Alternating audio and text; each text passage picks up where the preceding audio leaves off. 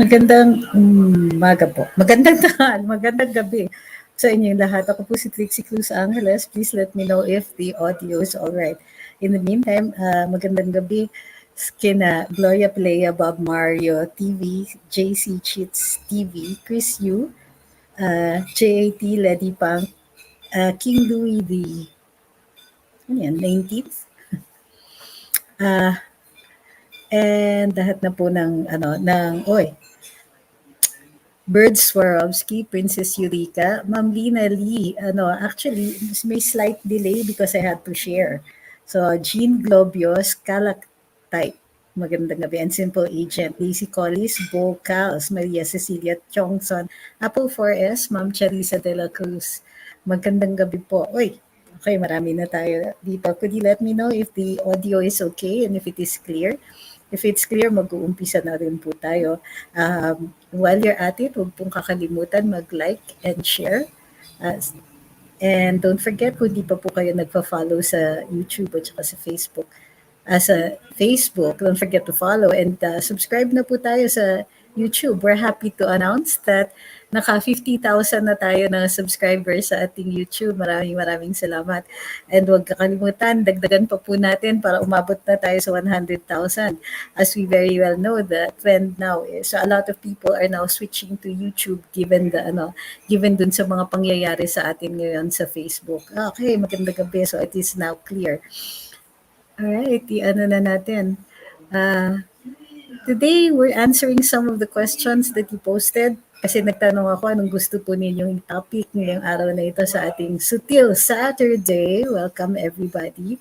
So, here are some of the questions that we saw. Mr. Santos, sa HS Guidance says, discuss po sana mga ginagawa or responsibilities ng LGUs in preserving cultural heritage. Kasi dito sa Valenzuela City, isa po yan sa advocacy ng pamunuang lungsod po namin. Okay, that's a good idea. Okay, let me see. Lakihan natin ito. Ayan. Can you hear me? I hope you can still hear me. There, that might be better. All right, let's talk about heritage. Ano yung mga role ng LGUs in conserving? Actually, we use the word conserving because preserving, it's like putting something in a jar and hoping that it doesn't change. Ang conservation po is about keeping something in a particular state for as long as possible. Ganito po kasi yun eh. Conservation works on the principle that everything ultimately dies or gets destroyed. But what we do is we keep certain artifacts of our heritage because they are valuable to us. One, they instruct us on particular values of a particular period. Halimbawa, di ba sinesave natin yung mga lumang bahay para nakikita natin, among other things, yung arkitektura nito at kung paano nabubuhay yung mga ninuno natin.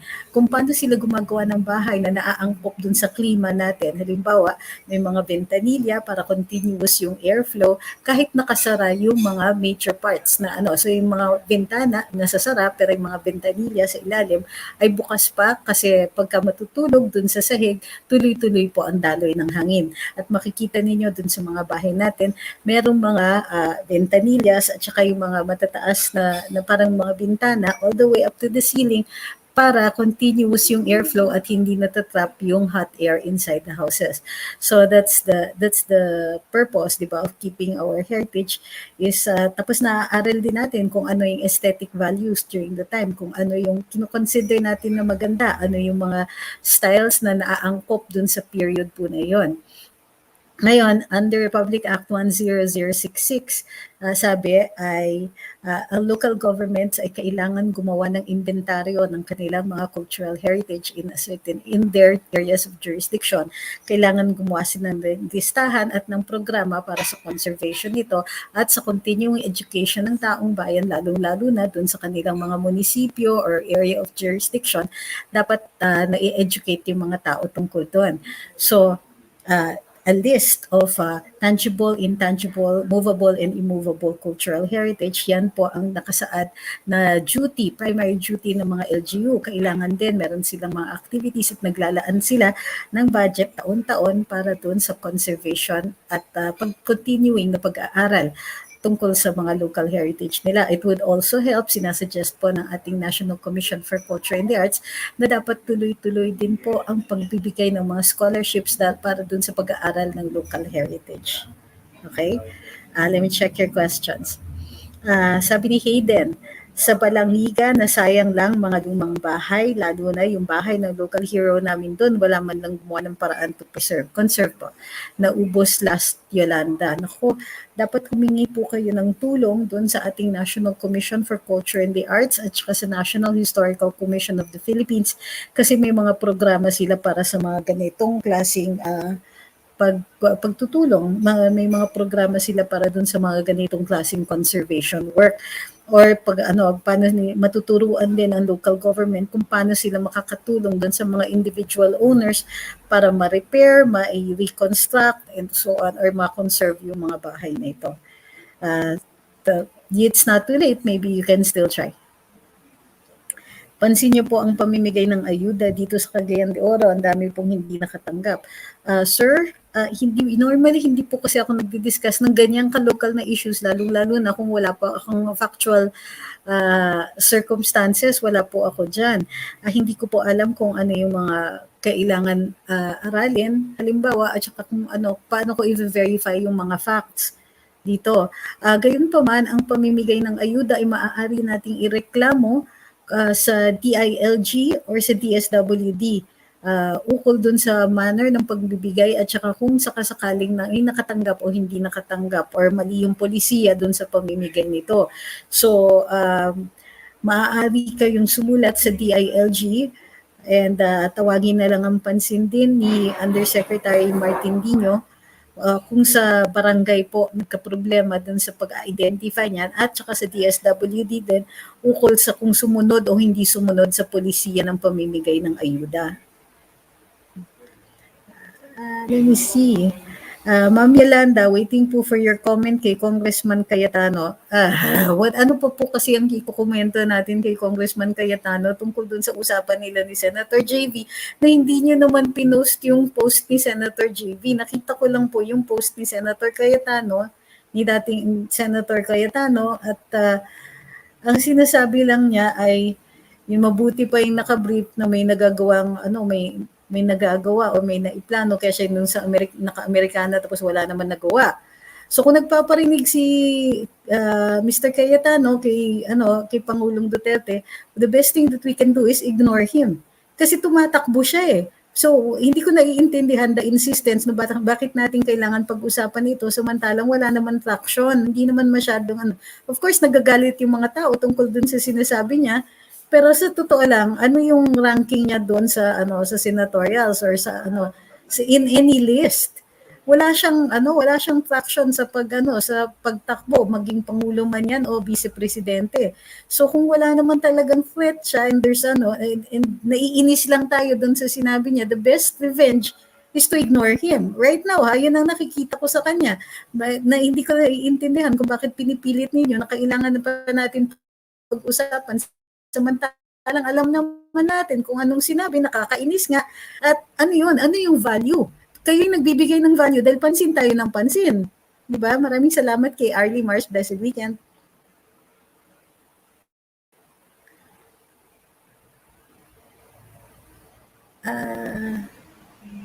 Sabi ni ma'am, thank you, nairita lang ako. Yes ma'am, kahit ako. Kaya lang para sa akin, mahina yung pitik niya eh. Sa totoo lang, sobrang hina na kung bibigyan natin ng masyadong maraming oras, baka siya pa yung mag-benefit dyan sa sa pagpapansin natin. Siguro kaya nga niya sinasabi yun eh, para mairita kayo at magre-react. Pag nag-react kayo, pag-uusapan siya, i-share yung kanyang meme. And nagkakaroon uli siya ng name recall at saka naaalala yung pangalan niya. Huwag naman natin siyang tulungan kung hindi natin gusto siyang iboto. Can you tell us about the expired meds at gamit sa DOH? Mamaya po, we'll be talking about the DOH. Etong si Rance, nagtatanong siya, Luminous, BBM ka o Duterte? Ito yung tanong, tatakbo ba sila? Hindi pa nga sila nag-a-announce ng kanilang kandidasiya tapos ng kanilang pagpapatakbo tapos gusto niya na akong maggawa ng desisyon. Gagawa tayo ng desisyon pag pareho na silang nag-file ng certificates of candidacy and not before. Because sa totoo lang, ang nahihirapan ako dahil pareho ko silang gusto. Of course, the ideal would be Sara BBM or BBM Sara. But if that doesn't happen, then we will make that decision when the time comes. How do we even know that Sara is going to run? Wala naman siyang sinasabi. Sinasabi lang naman ni Senator BBM, natatakbo siya pero hindi pa niya alam kung anong posisyon ang itatakbo niya. So anong desisyon ang kailangan natin gawin? Yung pagpipilit niya na ganyan, nag-intay lang yata ako, yun ang pagkakataon na i-bash ako one way or another. Because partisanship yan eh. Pag sinabi kong BBM, ibabash ako ng mga taga-Sara. Pagka sinabi kong Sara, ibabash ako ng BBM. Eh paano kung pareho silang hindi tumakbo? Eh nabash niyo lang ako nang walang dahilan. So this is what you call baiting and I will not take that bait. Ano ba? Ilang beses ko nang sinagot yan. We will make that decision when they file the candidacies and not a moment before. There's no point. Lebanon economy dropped almost 90% dahil sa corruption. Philippine economy tumaas pa nga kahit pandemic. Salamat dahil na-control na ang corruption sa Pinas. Napabayad mga billionaires sa tax. Pero yung pagbabayad na yun, they happened before this fiscal year. So, you might na, posibleng hindi na siya yung factor dito. What can you say about Banat Bay na pinilit, hinahati ang DDS at loyalist? I think that is your conclusion. Just because he doesn't like, let's say, one of the potential candidates doesn't mean that he's trying to divide the DDS. I'm not sure if there is a purpose in all of this or he just doesn't like that particular candidate. If he just doesn't like that particular candidate, then that is his choice. That is this decision. Ito yung pinoproblema ko. Kung nakikita nyo na ganyan yung posibleng mangyayari, madidivide ang DDS, why would you give it to him kung ayaw ninyo sa kanya? Diba? Why? Bakit pilit magpapadivide? Ito yung napapansin ko ha, marami nang nakakakita. May ilang mga tao dito sa social media na yung katulad nun, baiting, nagpipilit, mamili ka, BBM o Sara. Bakit ako mamimili? Hindi ko pa alam kung sinong kandidato. Pero yung forcing people to choose like that, it's because you want a division. Gusto ninyo na mag-away si BBM at si Sara. Silang dalawa nga hindi nag-aaway tapos tayo yung pag-aawayin ninyo. Hindi pa natin sure kung ano yung candidacy na kung ano yung itatakbo nila. Pero gusto ninyo mag-away na yung mga followings nila. I'm not going to take that bait and neither should you. Alam niyo kung bakit? Kasi kung sakaling sabay sila tumakbo, mag-aaway pa rin yung mga yung mga followers. Magkakaroon na ng bad blood and it's going to be difficult to unite them even if the two are united. So yun yung purpose ng pag-debate na ganyan and you should not fall for it. Now, assuming na tumakbo sila against each other, hindi natin kailangan mag-away. In fact, i-welcome pa rin natin kung ano ang gusto nila. If you really like these two people, respetuhin natin yung kanilang mga desisyon. We don't have to vote for the both of them if they run against each other, but certainly we don't have to fight them. Diba? Ganun lang po yun. Of course, yung dalawang yon, I'm sure alam nila. I'm sure they're aware of the repercussions of their decisions. Alam nila yan. So let them make that decision. Alam nila kung ano yung magiging resulta ng kanilang kung sakaling hindi sila mag-unite, alam nila ang posibleng magiging resulta ng mga yon. So bakit ngayon pa lang pinag-aaway-away nyo na ang isa't isa? Samantalang no matter who runs or if the both of them run, we will still need to hang together kasi baka makalusot yung mga dilaw. Yun yung dapat natin tinitignan. Hindi yung nagko-concentrate tayo sa pag-aaway natin among ourselves when there is no reason to be fighting with each other. Wala pang certificates of candidacy, wala pang filing. Tapos ngayon mag-aaway na kayo. Tapos ngayon natitrigger kayo ng isang taong nagbibigay ng kanyang opinion. So yun yung opinion niya. We may not agree with him, pero mapipigil mo ba siya dun sa gusto niya o sa ayaw niya? Why should we do that? Hindi ba naniniwala tayo sa kalayaan nating mamili? Bakit natin pipiliin yung gusto niya? Hindi, wala tayo sa lugar na gawin yun. Hindi necessarily kailangan mag-away. Ang dami-daming potential na kaaway dyan. May 3% pa tayong pwedeng balawarain. Dahil sila yung balahura sa Pangulo natin, magko-concentrate kayo dun sa kakampi natin? Wag na. Ano yung point nun? 'Di ba? Kung sino ang gusto ko sa kanila, isa lang naman ang goal natin, walang makaupo sa mga dilawan. Yan po ang point of view ko. And that's what we should be working on.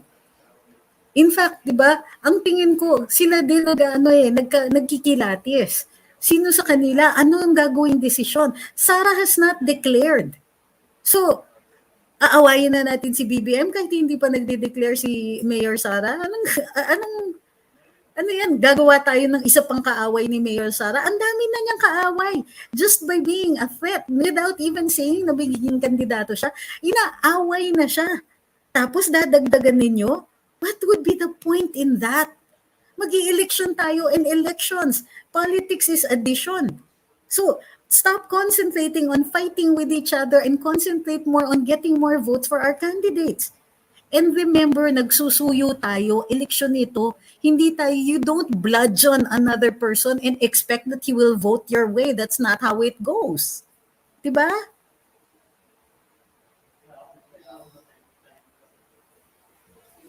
Okay. Kung choppy yung signal, pasensya na po. Ang awayin natin yung PLDT, wag ako.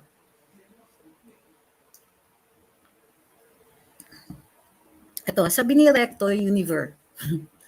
Actually, follower ako ni Banat at Maharlika, pero mas matalino ako kaysa sa kanila, kaya mas paborito.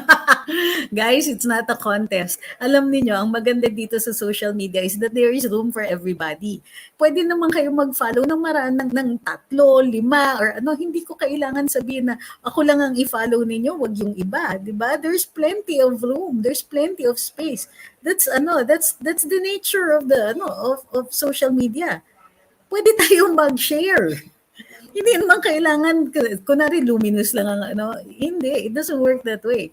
Pero certainly, we have to be on guard kasi tumatalino din yung kalaban natin. So ang gagawin nila, kung hindi man nila tayo makonvince, dahil syempre, binabalahura nila tayo araw-araw, tinatawag na bobo, tanga, and so on, and mga kulto, kulto ni Digong. Kung ano-ano ng pang-aaway sa atin. So right now, hindi na nila kayang suyuin tayo. And what are they going to do? Pag-aawayin nila tayo. And if we're not solid, then they get to win again. Yun yung strategy nila ngayon. Huwag tayong magpapadala sa strategiya ng mga yan. Lalong-lalo na yung mga nag-claim na kunwari followers sila ni BBM, kunwari loyalist sila, pero pinag-aaway nila ang DDS at BBM at ang mga Marcos loyalists. Hindi po ganon. Because President Duterte did a lot to bring the Marcoses back. Pinalibing niya si President Marcos sa libingan ng mga bayani. Sa tingin niyo, hindi tatanaw ng utang na loob ang mga Marcoses for something that big? Diba? Why? Bakit nila aawayin ang mga Duterte? Bakit nila aawayin si Presidente? Bakit nila aawayin si Sara? Diba? Think about it. Kung pinag-aaway tayo, it means somebody is going to benefit from that disunity. Huwag tayong magpadala. Ay. Thank you kay Recto Univer. Okay, next. Dito, sabi ni Ma'am Beng, nakakasad yung post mo kay Britney Spears. Oo, alam ko, Britney Spears ito. Baka pwede mo rin mamaya itakal to para lahat ng kababaihan sa buong mundo. Alright, you know why itatakal natin ito? Because there are similar occurrences dito. Nangyayari din po ito dito.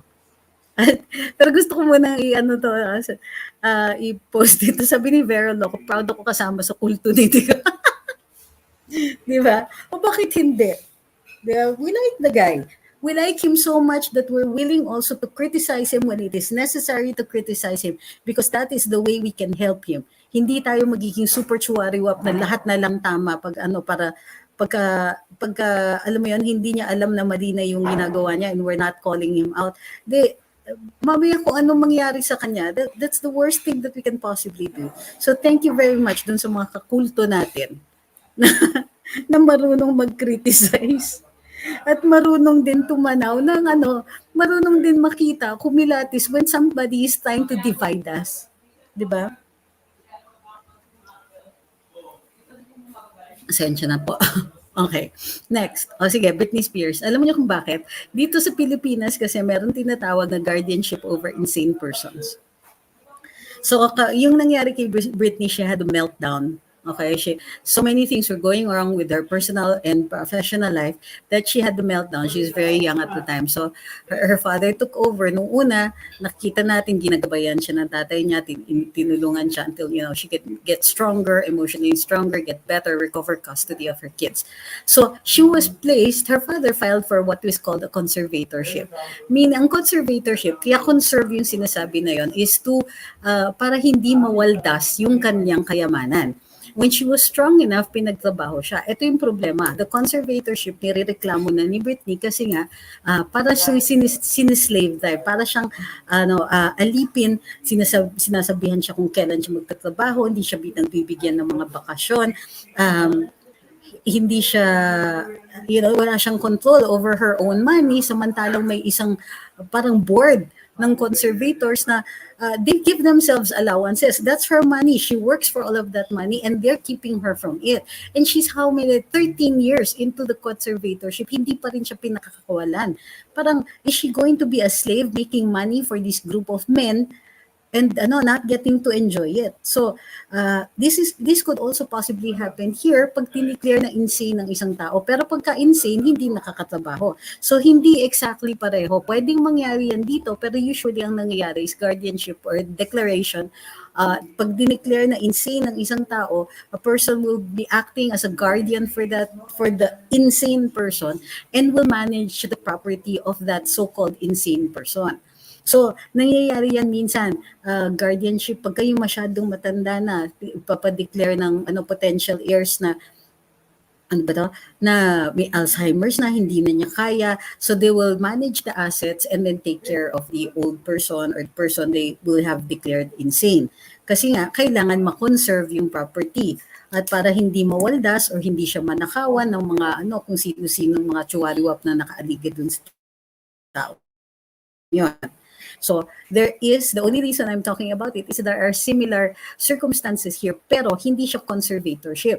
Ang conservatorship kasi kahit gumaling na, pwede nang magtrabaho, pwede nga sila yung nagmamanage at nagko-control pa rin ng property niya. Dito kasi pag nawala na yung insanity or na tumino na, that person can be reinstated into their rights to manage and control again their own property.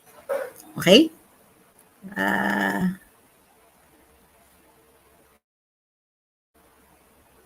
Dapat po siguro masabihan yung mga DDS vloggers at BBM vlogger na tigilan nila kanila na goal ng 2 kampo walang maupong dilaw next elections. Pag ayaw makinig, mag-unsubscribe sa kanila.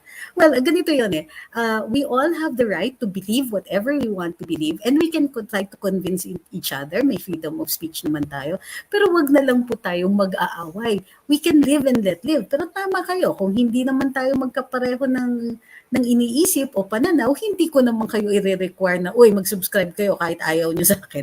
Hindi naman pwedeng ganon, di ba? So, kanya-kanyang kusa yan. Pero para sa akin kasi, it's good to have balanced views.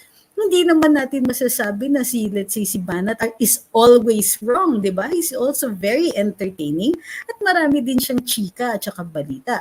If you can, yung kumbaga, skip those parts that you don't like, that's also your freedom to do so. Ang ayoko lang talaga kasi is dadagdagan pa natin ng personalan, mag-aaway tayo ng ganon, samantalang we can agree to disagree naman, di ba? Lahat naman tayo pro Duterte and nagkaka-differences lang tayo dun sa mga ganyang mga details. Diba?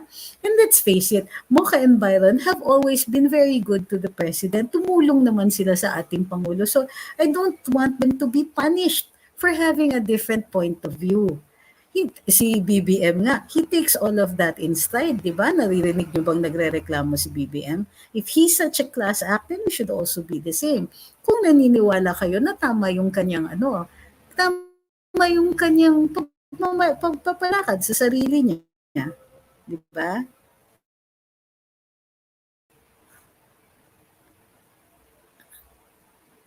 Ano tong sinasabi ni Chris John? Nag-live ka siguro para makalimutan namin ang panukala ni Alan Peter Cayetano na 10,000 kada pamilyang Pilipino. Ha ha ha. By the way, it was only a proposal and Congress has not passed it. Alam nyo, walang magagawa si Speaker kung lahat ng mga kongresista ay supportive sa ganon. I think that one of the reasons Congressman Cayetano proposed that is because sinasabi na nga ni Presidente Duterte, there isn't enough money for the bayanihan free, much less yung magbibigay kaya ng ayuda na ganong kalaki. Di ba?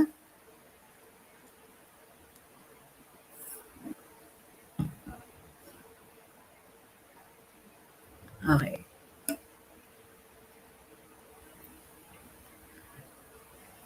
Sabi ni Infested Jones, all I can share na.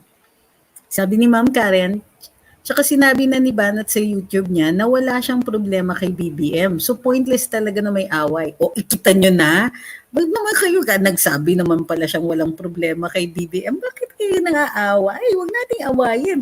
Very ano naman si Byron, di ba? Parang ako, ayokong inaaway niyo si TP. Ayokong inaaway niyo si Byron. Ayokong inaaway niyo si Sas. Kasi these people have something to say. And it's important also that we hear them out. You don't have to agree, di ba? Eto, sabi ni Orly Lapus, may mga wolf in sheepskin na viewers kayo po. You have been repeating your points for quite some time, yet may mga makakulit. Basta me, I always listen to you kasi napaka-correct ng reasoning ninyo. Ayun. Eh, maraming salamat. Naku, magro-rosaryo muna daw si My Munchkin 31. Uy, maraming salamat. Ako, I'm always very thankful when people pray for me. Kasi alam nyo, iniisip ko, pwede nyo namang hindi ka, alam nyo yan, yung pagdadasal kasi, it takes time, it takes effort, it takes a lot of faith. Tapos you make time pa para pagdasal kami. Parati akong very thankful for that. So thank you very much po. Itong si Saturn Feji, nagpadala rin siya sa ating super chat. He said, keep up the good work. Congrats for being a groovy lola. Yeah. My eldest son made me a lola. So ako si Monkey TV, sabi niya, tama dapat magkaisa at ang goal natin lahat, wala nang dilawan na umupo yan ang dapat mangyari sa election 2022. At please sana lang, din yung mga iboto natin, make sure na tapat kay PRRD. Agree. Francis Fajardo says, Bongbong Marcos and Sara Duterte pareho lang qualified para sa mas mataas na posisyon dahil pareho lang naman sila may pagmamahal sa bayan at iniisip ang ikauunlad at ikagiginhawa ng bayan. One more. Fan system ang nangyayari between Sara and BBM. Ang akin, attorney, kahit sino sa kanila kasi pareho po sila na may vision para sa ikabubuti ng ating bansa at mamamayan. Basta mawawala lang ang dilawan. Correct. Dapat, finish na that portion of our history. Tapos na dapat. Okay, may nagpapa-happy birthday si Pauline Marie. Ay, hindi siya yung nagpa-happy birthday. May nag-request, kaya lang hindi ko na-complete yung aking note. So, Pauline Marie, happy birthday today, August 14. Ano po ba sa palagay ninyo, mas magandang posisyon na tatakbuhan ni Sara at BBM Sara o Sara BBM? Alam mo, I think they would be in a better position to determine kung which is the better fit for either one of them. Meron akong mga ideas, pero ayoko kasing pagsabihan sila because I like them both. 'Di ba? So, para sa akin, kayo na yung mamili. Eugene Marfa sent sa ating super chat, maraming salamat po. Eduardo Lagsicon, we love listening to your Kamarambola program in our working place. We love your point of view. Sabi ni Lian, I'm wondering if I'm not getting notifications from you and I find out that I'm not following you or the follow was removed. Okay. So again, tamang-tama sinabi ni Ma'am Yan ito. Kasi please always have a look kung naka-follow pa rin kayo sa Luminous. At saka check, well, alam ko yung sa YouTube hindi naman na-unsubscribe. Medyo mas fair kasi yung YouTube. But Facebook has a tendency to do that. Kaya just please keep checking. Yung mga nagsasabing ayaw nyo si ganito, ayaw nyo si ganyan, huwag kayong intrigero. I cannot name all of the bloggers. That's not fair. Naka-follow me dati kay Banat Bay, pero nung napanood ko live kung paano niya binanatan mga Marcos at lalo na kay BBM, yung unfollow ko siya at nakita ko rin paano siya kausap niya si Cayetano, sila ni Mocha. Yeah, but pagkakailaban natin sa kanila yung choices nila. But lahat ito choice rin natin, 'di ba? We don't ayaw din natin na pinipili tayo sa mga choices natin. Pero ako kasi the reason I keep tabs on Byron and Mocha is because they have something to say. And it's good to keep up with them.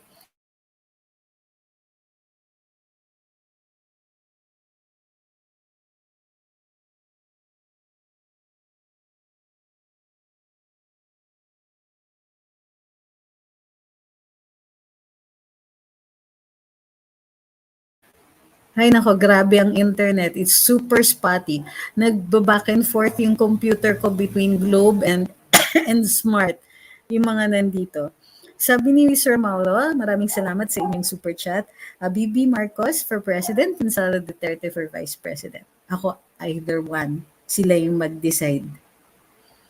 Basta suportahan natin ang presidente na tatapusin ang nagsimulang pagsugpo sa mga CPP, NPA, NDF. Pag pro-CPP, ligwak. Alright, next. Okay, pag-usapan na natin yung mga tinatanong ninyo about the DOH. Ito yung sinasabi ng COA na they found. First, fund utilization. COA found considerable amounts, 11.89 billion, unobligated funds in the DOH.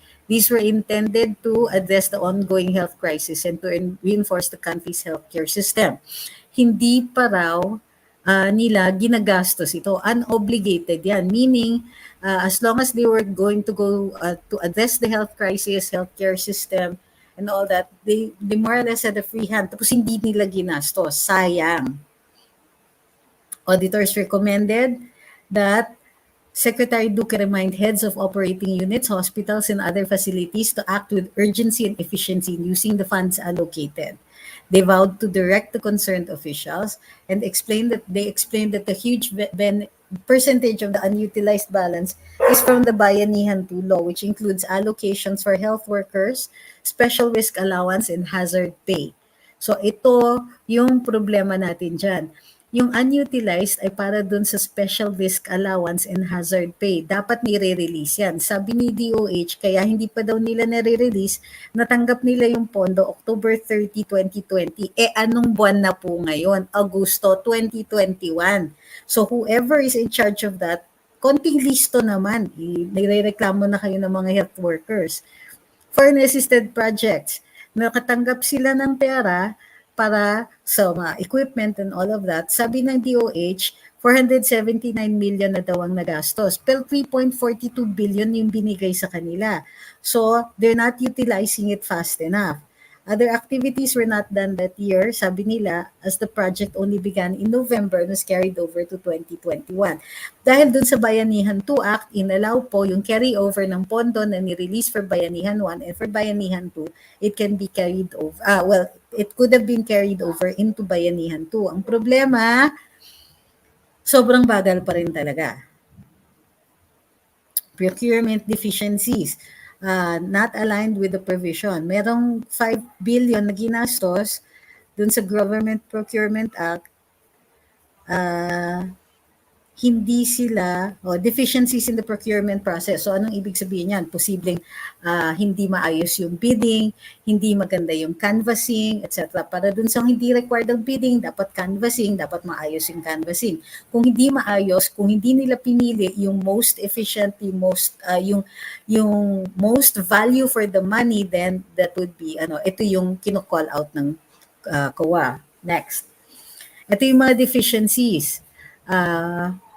Walang procurement contracts, walang kulang yung procurement information, incomplete documentary requirements, procurement of goods and services without warranty, defects in sworn statements, non-provision of adequate technical specifications, procurements disadvantageous. Well, it means na yung presyo yan. Usually, o kaya hindi yung best equipment ang kinuha nila for the so not enough value for the money spent. Non-preparation of updated annual procurement plans and defects in it for procurements. Uy, taon-taon dapat ginagawa yan. So dapat talaga dito may pagalitan. Inappropriate mode of procurement for contracts. So posibleng gumawa sila ng canvassing imbis na bidding. Procurement of critical supplies and equipment outside of DBM's procurement service without certificate of non-availability of stock. Meron yan usually, this is a shortcut. Kung hindi available yung stock nung normally pinoprocure mo, at DOH ang gumawa. Normally, dapat ang DBM ang gumagawa niyan. Ito yung mga procurements na ginawa ng DOH. At dito, hindi sila dumaan dun sa DBM, tapos bumili sila out of the allowed or authorized or accredited yung mga suppliers. They also flagged 74 million for medical equipment for COVID response, 69 million unutilized due to factors from lack of proper procurement planning, and liquidated damages at 4.49 million. Diyos ko. Basically, lahat itong mga ano na to, ito, handling of petty cash, mali. Fund transfers, walang memorandum of agreement, nag-transfer sila ng pondo sa ibang ahensya, walang MOA na nire-require ng batas. So, dahil walang mga ganyan, sabi nila, nag-note din sila na may mga delays. So, ibig sabihin, na ang publiko ang napasama dahil dyan. Ito, financial assistance programs. Para sa private and public healthcare workers, hindi nila nabayad by 2020. So sabi nila ng COA, requires financial management service to explain the delay. DOH's non-compliance with the rules on the grant of COVID-19 allowances nung nagbayad sila. So, posibleng hindi nila binigyan yung dapat bigyan o meron silang mga binigyan na hindi dapat binibigyan. 214 million to unqualified recipients, overpayment, payment of 54.5 million during periods not covered by the ECQ. Kasi pang ECQ lang po yun. Unauthorized meal allowances, naku, Diyos ko po, may gift certificates at grocery items pa. Hindi allowed yan kasi kung meal allowance, dapat yung pera mismo. They were charged out of funds supposedly for life insurance, accommodations, and transportation. So, ibig sabihin, may possible technical malversation dito. Kumuha sila ng pera sa ibang na allocated for another purpose, tapos ginamit nila for another purpose as well. Documents are incomplete for death and sickness pay, compensation, etc. In-kind donations, 1.4 billion worth of donations in kind were not accounted for by the DOH. So, ito nakalimutan ng DOH sabihin ito kasi sinasabi nila all the money is accounted for. Pero what they haven't said is that itong pera na donations in kind hindi naman nila in-account. Failure to prepare and submit the required summary or list of donations. Kasi maraming nag-donate, halimbawa ng mga PPEs and so on for our health workers. Ito last, managing interim and reimbursement mechanism funds, hindi nila nagawa. Ang interim reimbursement mechanism, yun yung binibigay na nila yung pera pa dun sa mga ospital para sila na mag-disperse, ililiquidate na lang nila with the DOH or PhilHealth. Hindi rin tama yung paggagawa nila. So it most likely hindi nila nasingil na maayos. Counter-beneficial to government's trust of providing quick relief to medical facilities. Ito yung sagot ni Sec Duque.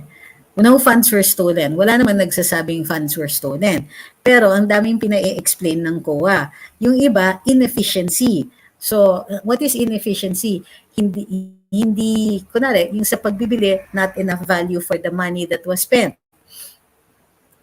Second, masyadong mabagal yung disbursement. Samantalang ang healthcare workers, kailangan nila yung mga allowances that should have been given in 2020. Hanggang ngayon, di pa rin nabibigay. Ang sabi ni Sec Duque, pwede naman extended naman, so pwede naman ibigay ng 2021. That doesn't discharge him of the inefficiency. It should have been given last year. Just because na-extend yan doesn't mean you're off the hook.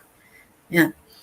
All were allotted for. Rest assured, the funds allotted to DOH are all spent for procurements and so on. Hindi naman namin sinasabi, walang nagsasabi na naligaw yung pera na yun. Pero bakit hindi mo pinayad kagad? That has to be explained. Duque added that the extension of the Bayanihan 2 law allowed him. Ayun, yung sinasabi. So sabi niya, i-explain naman daw nila at pagsasabihan yung mga kailangan pagsabihan. The point, however, here is that Secretary Duque has not been efficient in managing all of the money that was given to the DOH. DOH po ang pinakamataas na recipient ng pondo dahil nga itong 2 taon na itong itong 2 taon na ito ay pandemya. At dahil sa Republic Act 11332 or the mandatory reporting of contagious diseases, in charge ang DOH. Kaya talaga sa kanila pupunta yung pera. Pero kung hindi nila kayang maayos i-manage, sinabi sana nila sa Pangulo para sa iba na na-allocate yan at hindi sa kanila. However, tama pa rin yung sinasabi na as of this moment, wala pa pong kasalanan si Secretary Duque unless hindi niya ma-explain itong mga deficiencies na ito. Pag hindi niya na-explain, ayan, pwede na natin siya talagang pagalitan. Pero even now, pwede natin siyang pagalitan due to his inefficient management.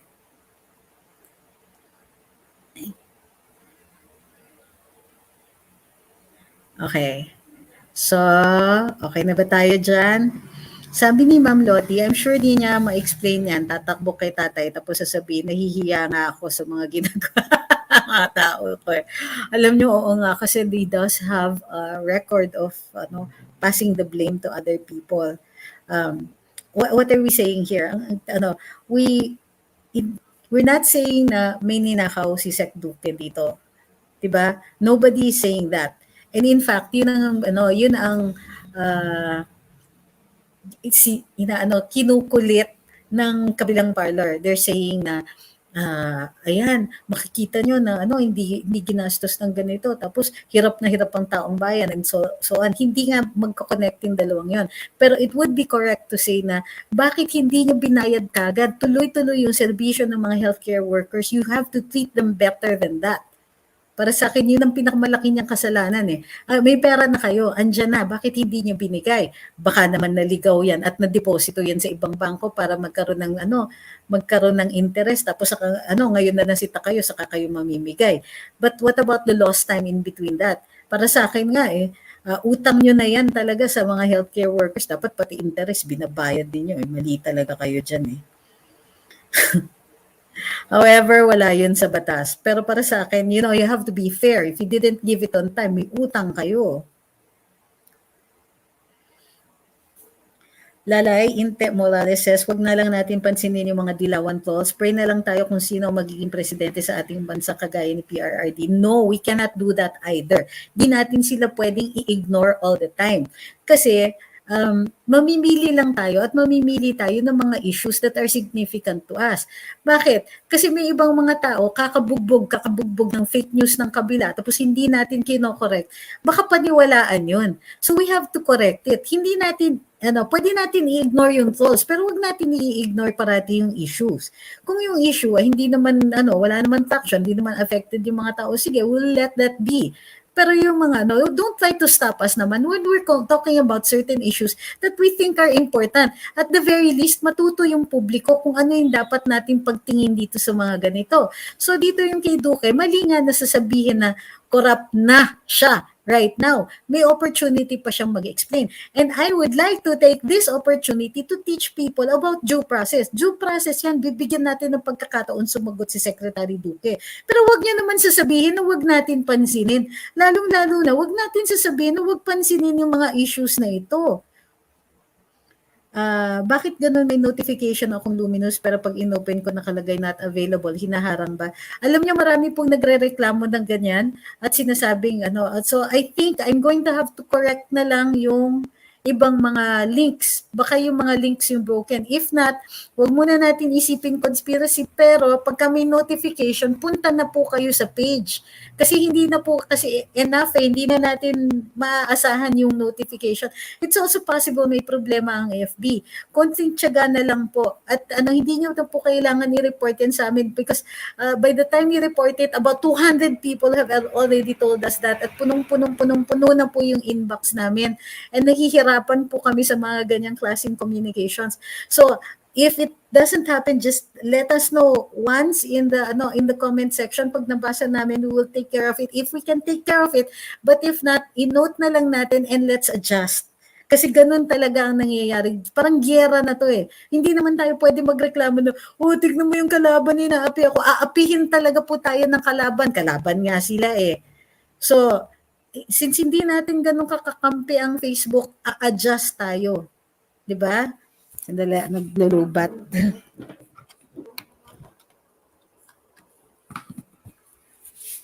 Ayan. Whew.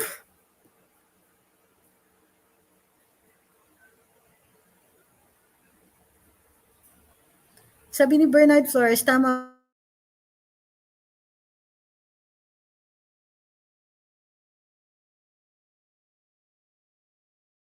country po yan. May notice, pero black po for country restrictions. O yun, posibleng it's your country. Halaka, lalong pinapainit yung ulo nito yung kape po muna, ma'am. Huwag niyo naman din akong pigilan na uminit ang ulo ko. Mainit ang ulo ko sa kalaban.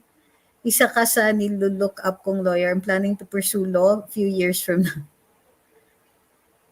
Ito si Saint Borja says, good PM, ano pong idea nyo sa mga nagsulputang anti-vaxxers about graphene oxide sa swab tests at face mask?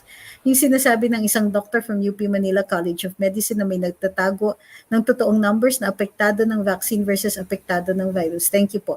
Nilabas na po ng ni Dr. Edsel Salvan yung numbers of those who are affected, and he was giving numbers worldwide as far as I know.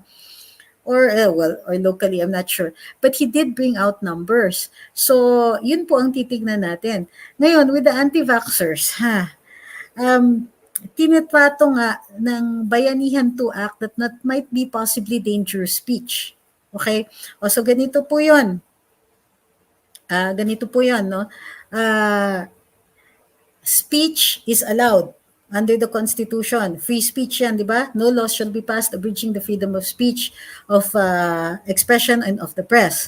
So, ibig sabihin, we cannot make any rules that will bar freedom of speech except for those rules that cause damage. For those kinds of speech that cause damage or are dangerous speech. O, ano yung mga dangerous speech? Yelling fire in a movie house is dangerous speech kasi it might cause a stampede.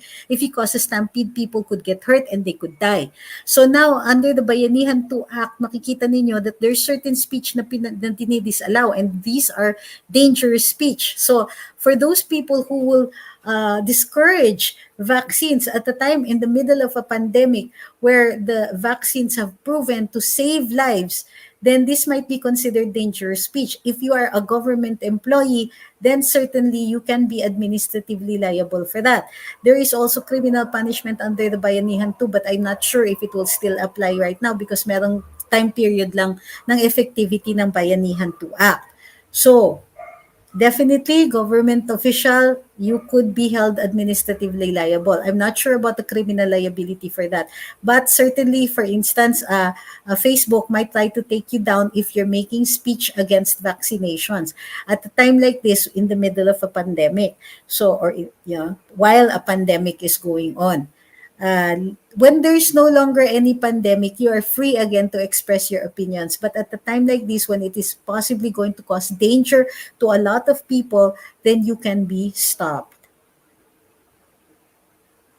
Domel Caritativo says, defensive naman si Duque, di naman leading to corruption yung issue niya sa COA. Ang issue sa kanya, bakit ganon? Siya mag-utilize ng pondo ng DOH.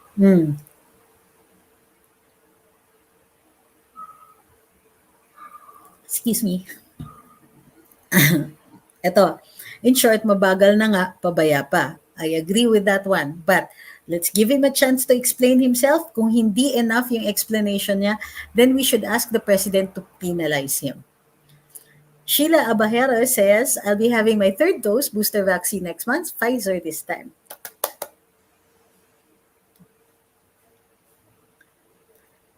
God, I need 3 phones para sabay-sabay kong napapanood.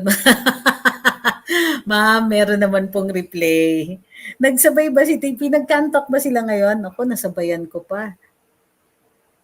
Sabi ni Jerome, ay, live ba pinapanood ko? Opo, live po ito. Hi, sabi ni Akimbo Dianera, 35 years na since the last time I've seen you. You're still the same. Di ka tumatanda. Teka muna, saan ka ba? How can I send super chat or super sticker using mobile phone? Ay, di ko alam kung meron sa mobile. I'm your number 1 fan, listening for a month na. Kim, watching from Bangkok. I used to live here. Yeah, I remember you. Hey, in Bangkok, ha? I hope you're well. I think the super chat and super stickers might be limited only to the laptop. I'm not sure, but usually laptops pwede sa tablet pwede. How about the issue of Governor Gwen, sabi Junere Sentina Kip? In Cebu, to the issue of liquidation of COVID funds anomaly po kasi mukhang malaking scam ito issue kasi it's happening also all around the country. A friend of mine, 3 days pa lang sa hospital, 168,000 bill. Sipon, pinalabas naman siya after 3 days.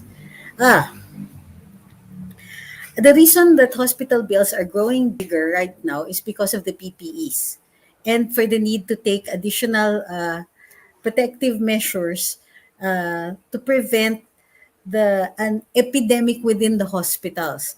So that is to be expected. However, you are always free to contest a hospital bill. Ha? Don't forget that. That's in the law. You can contest a hospital bill. And please, Harry, please do so if you feel that the hospital has overcharged you. Ay, sabi ni Pepa, naku, tatlo pala kaming nag-live sabay-sabay, pasensya na po. Hindi ko alam na magla-live yung dalawa. Normally, hindi ko talaga sila sasabayan because I think that everybody should listen to TP and to SAS. And pwede namang i-replay na lang yung sa akin. I don't mind. You're all welcome to, I mean, don't feel that you have to stay here pagka andyan na si TP at si SAS. I think there's room for all of us to be heard, di ba? Mas maganda sa YouTube, sabi ni Sir Mauro. Thank you very much. Very consistent. I always get notifications when you're live. Mga followers should sign on YouTube. I'm using a desktop computer. Thank you, Sir Mauro. Delayed or unused funds is already a corruption, sabi ni Lauren says that is true. But like I said, we're going to have to let him explain himself kung bakit na-delay yung, or hindi nagamit. Remember that they can serve loans and take the interest, and how can you not spend them all when it's a pandemic? I agree. So they have to explain, ano ba, kulang ba sila ng empleyado? Kulang ba sila ng tao dun sa legal or sa accounting? Kulang ba sila dun sa mga tao na who actually have to make the decisions to disperse? Let's find out. If hindi satisfactory yung sagot niya, then I think we should throw the book at him. Di ba? Ito sabi ni Iko, nauna ka na sa live, sanay na ako na dalawa pinakikinggan ko. Ito, Pinay Paparazzi, Ma'am Pinay Paparazzi says, pwede po sa mobile phone ng super chat and super stickers. That's how I sent my pangkape before. Ay, okay. It will be in the dialogue box as usual. Thank you kay Ozzy Debil. Love learning from you. Pwede po mag-super chat sa phone, sabi ni Ozzy. Basta gamit lang yung YouTube app. Yun pala yun. YouTube app. Okay. Stephen Lohan says, pa-shoutout naman po dito sa Ilocos Norte. I miss Ilocos Norte. I love the food. Love you po. And we love you right back here in Luminous. Edith Pronuevo says, a little busy kaya minsan like na lang kami. Pero lagi po ako nakaabang sa Saturday live nyo po. Diba? I just saw yung paglibing sa Chief of Police ng Sulu. Isn't it Sulu din yung naka-misencounter daw? Sana may update about this. And sabay po laptop, dalawa, CP SAS at 2018. Sensya na ha. Exciting kasi ang mga panahon ngayon. Ito,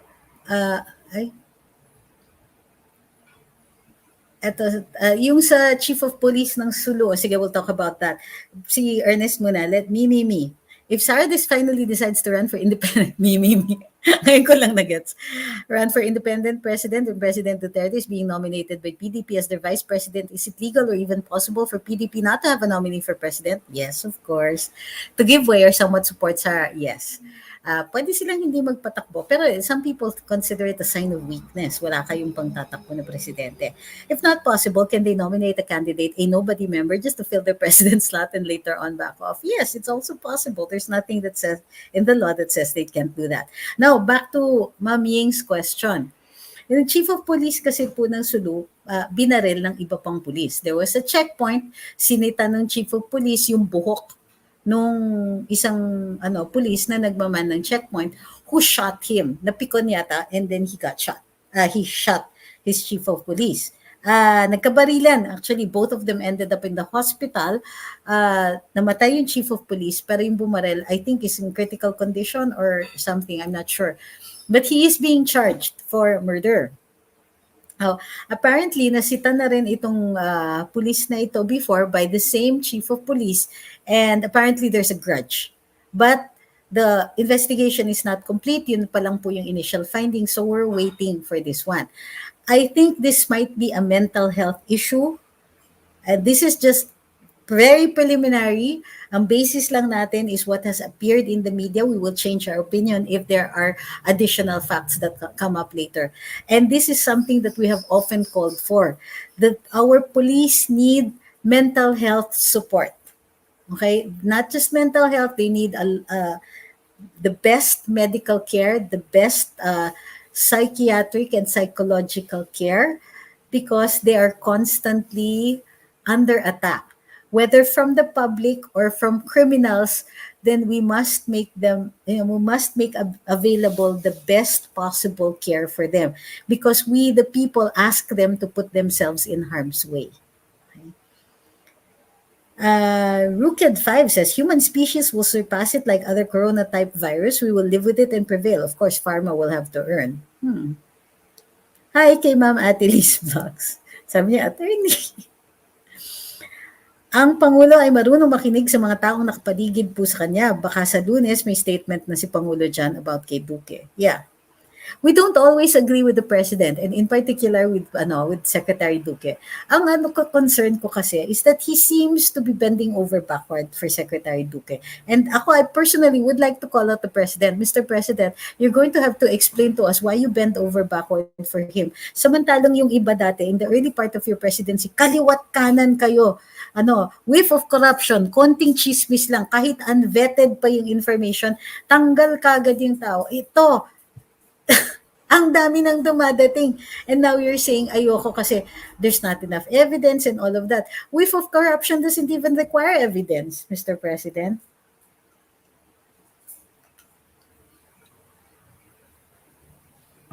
Excuse me, sorry. Okay, etong si Ferdy Murao says, dapat po sila, kung Marcoleta, yung team na nag-imbestiga sa ABS-CBN. Ito yung problema po, yung committee head, gusto man mag-imbestiga ni na Congressman Marcoleta because they are no longer committee heads, hindi po sila nakakakuha ng schedule for dun sa mga investigations such as, but not limited to, dun sa lupa ng ABS-CBN, which Congressman Marcoleta had, of which Congressman Marcoleta had found evidence enough to investigate, di ba? So, let's see. It's politics also. Lagi akong team replay. Ngayon lang nakaabot ulit. Sabi ni Airpods Chepoy. Usually nakikinig ako ng mga replay ng Karambola, Tambayan, ang mga live nyo sa work. Marami ka talagang natututunan. Ay, maraming salamat po. Sabi ni Lalaine Sagun, I still go with PRRD. I don't know of anybody who does not go with PRRD, at least na dito sa mga kaakibat natin, di ba? But we are also allowed to call him out. And in fact, nung bumisita kami dati sa kanya sa Malacanang, yun yung pinakabili niya sa amin. Kapag mali ako, feel free to call me out. Sabi niya, alam ko magkakamali ako. Thank you kay Anthony Roman para dun sa super chat. Sabi ni Ma'am Amor, ang ganda daw ng hydro flask ko. I don't know who gave this to me. This one. Ayun pala. Baliktad kasi yung camera pagka StreamYard eh. Oo nga, maganda nga siya. I have so many thermoses kasi if there's sneakerheads, I think I'm a thermos head. I have a thermos that I carry around to Carambola. I bring a thermos to my room at night. There's a thermos here on my desk. Ito sabi ni Don Pelonio, lagi ko talagang inaabangan ang live ninyo. Mahusay kasi kayo mag-explain, lalo na tungkol sa batas. Avid viewer po ako ng Karambola. Daily habit po yan. Thank you. Ito, si Nancy Maru, maraming salamat po. Pangkape ninyo, watching from Sharjah, UAE. Wala nang tulog kasi ang dami ng pangkape. Maraming salamat. Wala bang pampandesal dyan? Edgardo Sikat says, deleted na po ng DCRH News yung post about sa alleged statement ni Cayetano since yesterday. More or less 12 hours lang ang nagtagal ng post. Well, it's possible that he also asked for it, which also might indicate some remorse. Diba? Thank you, sabi ni Eduardo Vicente, for enlightening the minds of the Filipino people always. BBM Sara or vice versa, I don't care because I know why BBM is undecided up to now because he doesn't want to divide the Filipino people. He is really ready to run for president, but I feel that if Sara runs, he would give way. Yun nga, tama, hindi dapat tayo nagmamatigas. Hi, may eternity lang may watch. Karambola, tambayan at monitor sa FB para mag-likes or tingin sa notification if may live siya. Di na may watch Banat Bay sa TV. Kayo naman. Alam nyo, yung iba sa inyo, si Banat Bay nag-recommend na mag-follow at mag-subscribe dun sa YouTube channel. Kaya wag naman po natin siyang awayan. Willie Elizalde says, what can you say about the 10K ayuda na isinusulong ng isang politiko na sa commercial TV niya na well, he can agitate for that. But if there's no money, parang he's only making people feel bad. 'Di ba? Sinabi na ng national government, sinabi na ni presidente, wala tayong ipangpupuno diyan. Sa ano, hindi talaga kaya. They do what they can. The government will do what they can. Pero wag naman silang ipapako dun sa amount na yon. Kasi nga, if there's no money, parang papogi yung politiko na yon, tapos ang nasisiraan yung executive because they cannot come up with the money to distribute that. So I think it's very unfair. Wag naman po ganon. Okay, thank you kay Makra. Nagpadala din siya sa super chat. Ay, nagpadala ng pambraso de Mercedes si Madam Nancy Maru. Thank you very much po. Nagpadala din si Anthony Roman. Keep doing this thing, attorney. Support local businesses, especially Thank you po. Thank you. I'm sure Mermaid Bakes appreciates that. Ma'am Trix, sabi ni Engineer Reyes, palagi kitang pinapanood sa Karambola sa DWIZ AM 882 kHz. Salamat. Kasama sina Jonathan at Boss Conrad. Kailan ang part 2 ng interview ninyo kay BBM para matantos ko ang kalendaryo ko, KL, Malaysia? Hindi po namin alam because busy po si BBM. Nag-iikot din po siya sa ibang mga radio stations. So, intayin po natin malibre yung schedule nga. Alam niyo naman, for us, BBM is always a very exciting guest. Sabi ni Annalyn Hariol, bakit di ko ma-open kanina yung link ko? Nasa favorites notification ko ba sa inyo? Need ko puntahan pa yung page ninyo. Naku, pasensya na kayo. Ewan ko kung anong tinutopak ng Facebook. I-check ko po yung settings ko mamaya. Baka may problema din dun sa link ng settings. Orly Lapu says, in Japan, a government official accused of inefficiency or corruption resigns and apologizes publicly. At times, he commits harakiri si Duque nakachaleko while saying he serves under the president. I saw what you did there. Under the pleasure of the president. I know, right? What will be the impact to the vaccination campaign ng government about sa isang doctor na against the vaccination? Well, we don't know the impact or how famous that doctor is or right now what I see is that it only has an impact on people who are already predisposed against the vaccine. As far as we know, there's very little. The majority of people still are lining up for their vaccines, are registering for their vaccines. Marami nga nagsasabi hindi problema yung vaccine hesitancy. Ang tagal-tagal nga ng LGU, hindi pa kami binibigyan ng bakuna. Gusto namin magpabakuna, ang tagal ng schedule. So, I'm not very worried na nakakreate ng vaccine hesitancy siya. But what he is doing is he riles up the people who are already predisposed against the vaccine. And that's a very, very big problem for us. Na this vaccine, the people who refuse to get the vaccines. Kasi yung mutations po, according to the studies, the mutations happen in people who are unvaccinated and then who acquire the virus, it mutates in them. Whereas if you have the vaccine, you won't get it to the point na although some people can get sick, hindi magiging critical and there's no opportunity for the virus to mutate or to create a variant. So let's help out. Whatever the impact this person has on the vaccination program, our job is to help people appreciate the need for the vaccines. Hindi po siguro alam, sabi ni JR, ng Chief of Police na, let's not use that word, pala ang napahakan. Hindi ko alam yan kung ano sa Tagalog. Okay, ng buhok. Ay, nasita niya ng buhok. He's Muslim. Kaya nang dati, dahil sa puot, binaril si Chief pero gumanti din ang mga bata ni Chief. Yeah, well, it could be that. I don't have any confirmation of that. Titignan po natin, but that's an interesting theory. Is Cayetano now realigning with the other party, especially kay Isko? May statement siya na mas okay nakabrief na may accomplishment kaysa naka-Amerikana na wala namang ginagawa. Is that pink? I know it's not the president, pero it seems to some people that parang ganun eh. Naku, si Ma'am Nancy nagpadala na naman ng isa pang braso de Mercedes. Thank you kay Ma Nancy Maru. Thank you po. Si Sir Mauro nagpadala na pandesal from Pandi Manila. Thank you very much. Na-overwhelm ako So thank you very much po. Body shot says, good na mayroon akong paninindigan to be vaccinated on Tuesday. Kahit anong issue, dead man. Ay, yung mga politikong panay sulong sa dagdag ayuda, puro political stunt lang po yun. Gustong magpapogi kahit dahil lapit na eleksyon, pero ayaw naman i-donate yung mga sweldo nila para itulong sa mga constituents nila. Kung totoong concern nila sa pagbibigay ng ayuda sa mga mamamayan, gayahin nila si Mayor Emeng ng Gapan. Bigay agad ng ayuda. Oo nga, I heard.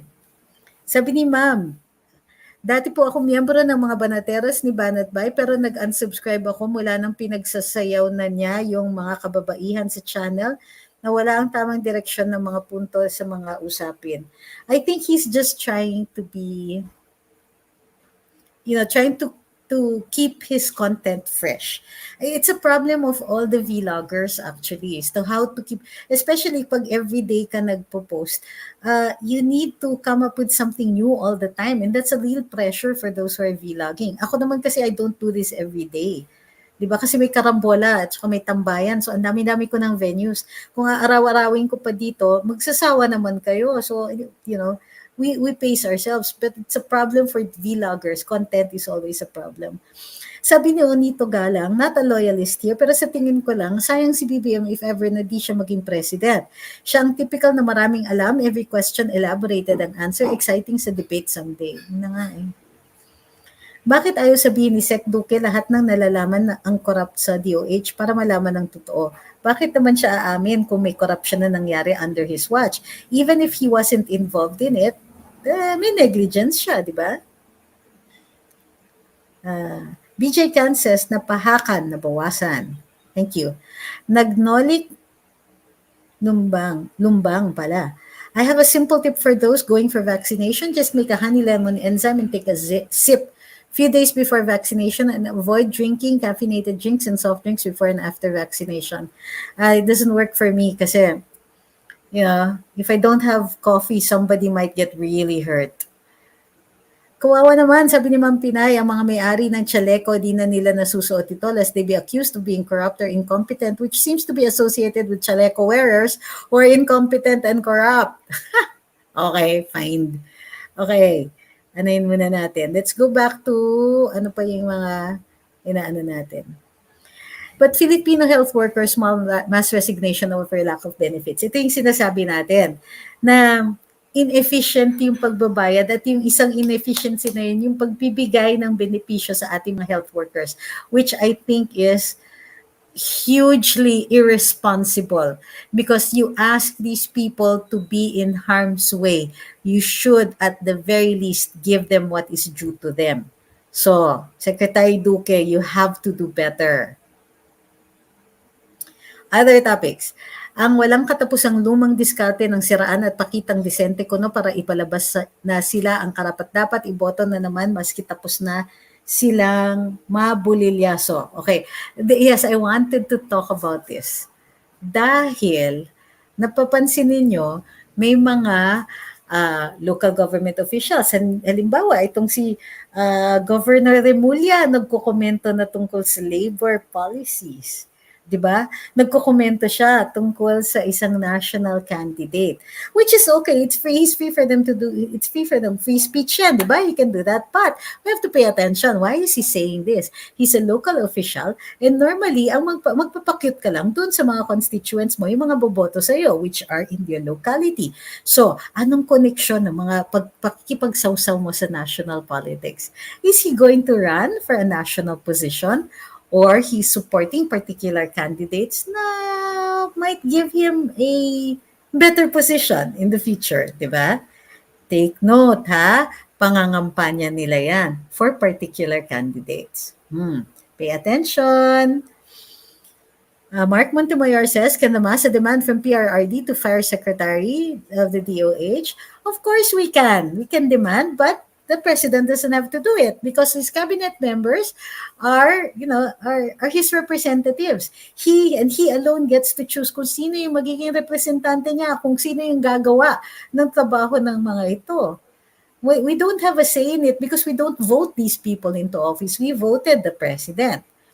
And he should be listening to us, but the law says that he and he alone has the discretion to do this. Balansin natin yung dalawang interests na yan. Yung mga anti-vax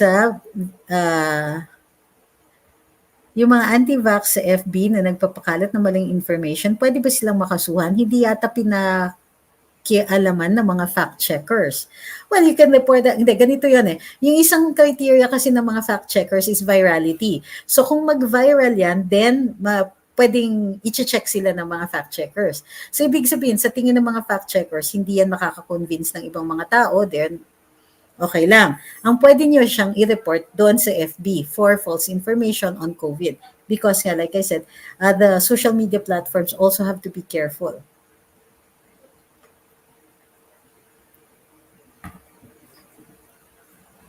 Sabi ni Anthony Nilman, virtue signaling ginagawa ni Cayetano, imposibleng hindi niya alam na kulang ang pondo para sa 10K na ayuda. Well said and well spotted as well. Thank you kay Ma'am Hazel Love. Konting pangkape lang to. If okay lang po, pwede muna si Zach Lute. If not, okay din lang, wag marahin. Ang problema kasi, baka i-take down tayo sa FB eh. Pagka, suffice it to say that I am thinking it. Diba? Ma'am Elizabeth Bardena says she's 64, fully vaccinated of AstraZeneca para tayo sa beauty contest. I'm 64 years old from the city of AstraZeneca. Don't have any side effects. Meron akong beauty contest comments mamaya. Thank you kay Ma'am Maria Liz Florentino. She's from New Zealand. Never followed the program on TV, rad, and social media until there was Luminous, Karambola, and Tambayan. Informative, sensible, educational, fair, fun-loving, and de-stressing. Thank you very much, Madam. Wala pong social media during that time. Kaya kung meron lang, walang EDSang nangyari. Totoo po yan. Renel Cruz says, sabi ni Pacquiao, kung walang magnanakaw, walang mahirap. Ang sabi ko naman, kung wala rin kayo, wala rin mahirap. Hindi ba si Pino yung nagsabi nun, kung walang korap, walang mahirap. Walang mahirap kung walang korap. Whatever. What's your opinion about Bongbong Marcos' digital infrastructure plan? I love it. We were the ones who asked him about it, diba? June Castro says, bless buko, tao ka na ba nung panahon ni Marcos? Oh dear, teka, wag muna tayong mag-away. Rain Finebook says, hindi na naman ako. Pwede bang i-amend ang batas na presidente ang maglalatag ng mga candidates for cabinet secretary din taong bayan ng boboto kung sino uupo talaga? That's kind of like a parliamentary system. Parliamentary system means you vote people into the legislature and then the Prime Minister will choose members of that legislature to be part of his cabinet and then give them the portfolios of the cabinet. So that's that means that elected yung mga officials na yon. The problem with that is that we end up with politicians rather than experts in these departments. So of course, we end up with politicians anyway, but it's more likely to happen in a parliamentary system kasi you have to be voted for. So you have to be a politician and be elected in order to be able to hold a cabinet portfolio. Para sa akin, I like the idea that a person will choose one who can work with him and who has the expertise. And that is much more possible in a presidential system.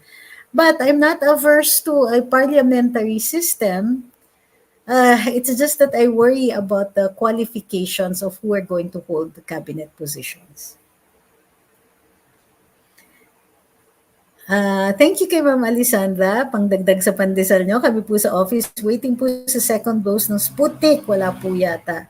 Ay, may dumating na bago na Sputnik. 17,000 doses, something like that. Sabi ni Sir Mauro, you have 890 watching live at Facebook. Mababa po yun. Usually, ang Facebook natin, 2,000, 3,000, ganyan. Although right now, total number of watchers is 1,803, which means that there's about 1,000 in YouTube.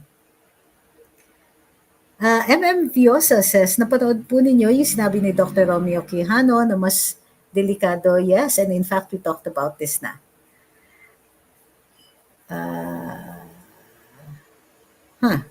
Okay. I want like Secretary Tugade and Secretary Villar, they give results. I agree. Diba? We've seen them in the executive. I hope they take that work ethic to the legislature. The repercussions, sabi ni Jerome Lasco, yes, makes sense. We have no point in fighting. We should prevent the yellows from gaining power again.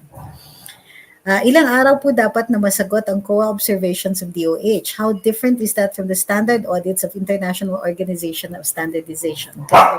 Yeah. Hey guys, enough. Sorry, dogs. All right. COA observations normally should be answered within 15 days. However, they do give leeway. Kumbaga, hindi naman nila pinipinalize, pero yun nga, normally dapat mga 15 days lang or 30 days binibigay na yung sagot for that. In this case, allegedly, mga 8 months na daw, hindi pa rin nasasagot ng DOH.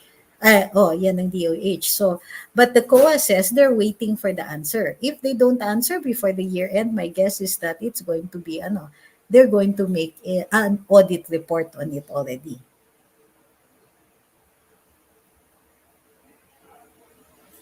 I wonder who the senators who rejected Secretary Ubial and confirmed Duque. Ayan ang pinili nyo, incompetence at its best. But ako, I'm not fond of having a commission on appointments. Kasi ang nangyayari is, they get to extract promises from the, yung mga tipong, since they hold power, baka nagkakaroon ng negotiations. Lalong-lalo na ngayon, sikreto na po yung deliberations for cabinet secretaries. Yun yung nakakadali talaga ang Kongreso at Senado dyan sa mga napipili ng mga presidente. So, parang ang nangyayari, compromise na kaagad. Umpisang-umpisa pa lang yung mga gabinete ng presidente. That's one of the constitutional provisions that I want removed. Rodmar Tejero says, bakit pag kiniklik ang notification na pang 17 million times ko na po nakita tong comment na to, we will do something about it po. I just don't know what yet kasi it's a Facebook issue. Don Montreal says, pwede po kayo mag-comment sa sinabi ni Pacquiao na kung walang magnanakaw, walang mahirap. Sinabi na nga po yan ni Noy Noy and wala naman siyang natupad. Actually, it doesn't say anything. Basically, Senator Pacquiao is saying na, ito yung issue ko, corruption ang issue ko. Di sige, corruption ang issue mo, fine, but prove it. Kasi, ilang araw niyo nang sinasabi yung corruption na yan. But would you recognize corruption if it bit you in the face?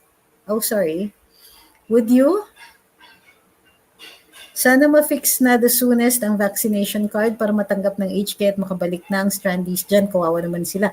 The Bureau of Quarantine is the one that issues these cards, not the LGUs. Bakit po may mga agencies nang nakapagpaliwanag sa observations ng COA, wala nang follow-up reports from media? Kahit ata government-owned media, hindi rin binuboost pag okay na yung issue sa ibang agency. Dennis Reyes says, di pa rin ako makamove on sa interview niyo with PBM. Very sensible. Good job po. Hirap makamove on. Tulad na lamang ni Delima, nakakulong na, may sahod pa rin. Di ba unfair? Sila yung pahirap talaga. O yan ang pwede natin pabago sa atin sa ligang batas. Di ba? Dapat pagka na-aresto, suspendin muna yung yung sweldo. Pag na-convict, wala nang sweldo. Jiri Boy says, I think if pandemic did not happen, PH are in the works for digital infrastructure. By the way, weak areas of Duterte's term. Ma'am Pinay says, bakit po nung panahon ni FM ang dali nagpalit ng form of government from a presidential to a parliamentary system? Kaya po naging PM si Cesar Virata at hindi rin po napalitan ang constitution noon. Yes, it did. 1973 constitution, di ba? Yeah. We had charter change. Tapos, although, yun na nga, mabilis nagpalit yung, because madali naman mag-shift to parliamentary. Kasi, anong time na yun, dahil wala siyang kongreso walang Senate and Congress. Diba, ni-lockdown niya. And then for a while, he was the one who was exercising legislative powers and he continued to do that. So, hindi fair na i-compare yan ngayon. Kasi ngayon may saligang batas and there are two houses of Congress na kailangan mong i-dissolve to create your unitary parliament. There are parliaments that are not unitary. There's sa UK, it's the House of Lords and the House of Commons. Torn between three lovers. Nagkasabay-sabay, ni-play ko lahat pero sa'yo na ako nag-audio, replay ko na yung iba later. Ito, regarding the issue na pag kiniklik ang notification of a live video, walang nangyari. That's not just happening with Luminous. It happens in other notifications. It is an FB system issue. Huwag niyo nang galitin si Atty. Trixie tungkol dyan. Hindi, nakakainis lang yung paulit-ulit eh. Thank you kay Donaldo Sitias. Nagpadala naman siya ng pang French bread. Thank you very much. Ang social. Sean Flynn Tabongar says, malapit ng kumota si Cayetano, kaya abang uli ako kung paano bibirahin ni Pangulo ng bonggang-bongga. Thank you sa super chat niyo, sir. What happens to the case of ex-Colonel Asherto at sa nawawalang 1,000 high-powered 1,000 AK-47? Hindi ko pa po nasubaybayan yan. I cannot comment kasi hindi ko kilala yung kaso. Rain says, kasi open for amendments ang 1935, tsaka 1973, is a crisis government kaya totally infiltrated ang government on. Pero ito yung problema, yung minions ni Dumdum, minamasama pa yung transition. Okay.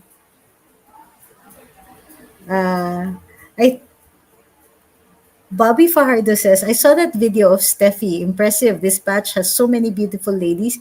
Pity only one crown is at stake. Maybe if Binibining Pilipinas, other girls can win crowns. So, speaking of Steffi, let's just wrap up this issue. Staying negative, creating traction in media, especially in social media. Ito yung ginagawa ng mga kalaban ng Pangulo. Ang ginagawa nila, nagka-create sila ng negative na issue. So, bakbak kay Presidente. Halimbawa, Senator Manny, corruption. Si Mayor Isko, marami, tutulog-tulog. Ano pa ba, yung mga sinasabi niya, yung mga red tagging and all of that, nire-raise ng iba. So all of these people are raising something negative because, and this is something that we have brought up with you guys for a while already. Okay? Dati nagtampo ako. Slight. Hindi. And I still do that. I call out some of the, even followers for this. My co-hosts, or my partners on Luminous, or my co-hosts in Karambola, magmumura lang sila. And then, dudumugin nyo na siya. Ang galing-galing ni attorney. Ang sobrang tuntua ako sa kanya. Tapos the rest of us, who are working very hard to give you information, we don't get anything. Totoo yan sa Karambola. Lalo-lalo na sa YouTube ng Karambola, makikita nyo yan. Dadating lang si Attorney Larry, magmumura siya. And then, everybody's so happy with it. Negative traction tawag dyan. Pero yung like yung si Boss Conrad, maraming information lumalabas dyan. Ako, aaralin ko yan, bibigay ko ganito yung mga nangyari, assuming that I can get to talk for a long time. Pero the number of comments and reactions and likes that Attorney Larry is going to get will be more than those that I will ever get for giving information. Tandaan nyo yan. Ngayon, alam ng mga kalaban ni Presidente that they don't have to be useful. The criticism doesn't have to be, to create any change. In other words, hindi ito about the state interest. Hindi ito about the interests of you or me. All they have to be is negative. All they have to do is gain traction because they know ganyan kayo. Okay? Naiintindihan? O ito sabi ni Lauren says, magmura ka din. Really? Ako nga, tumawa lang ako eh. Tinawanan ko lang si Attorney Larry, tignan niyo yung bashing that I got. Because I will get it worse.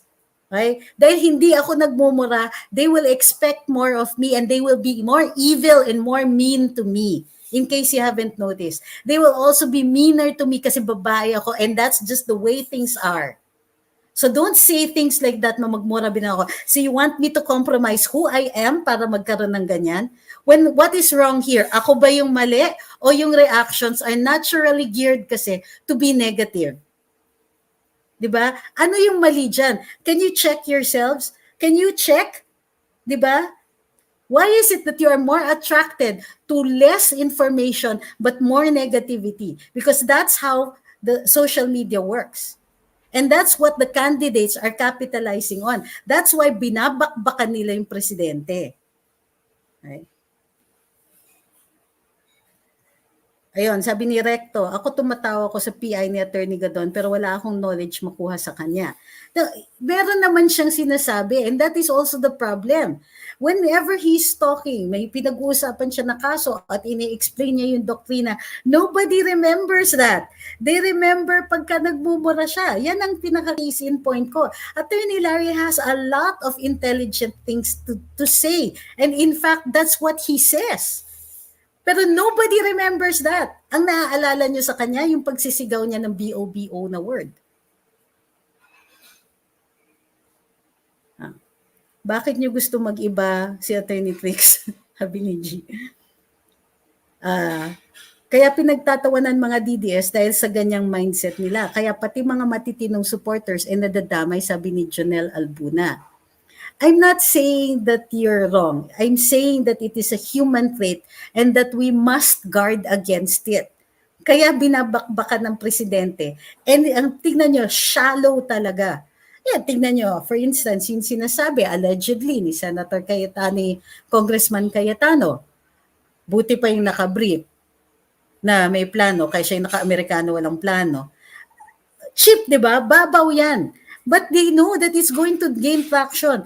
Kababawan, least common denominator, parang ABS-CBN, bibigay namin yung pinakabaduy na entertainment sa inyo kasi that's all you want. Di ba?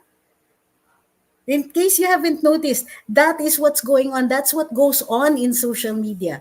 Negativity sells. Pagka nagmumura yung mga yung mga kasama ko, tingnan niyo yung ginagawa ninyo kay Attorney Ahmed, 'di ba? Pagka gustong-gusto niyo yung bangis, yung tapang.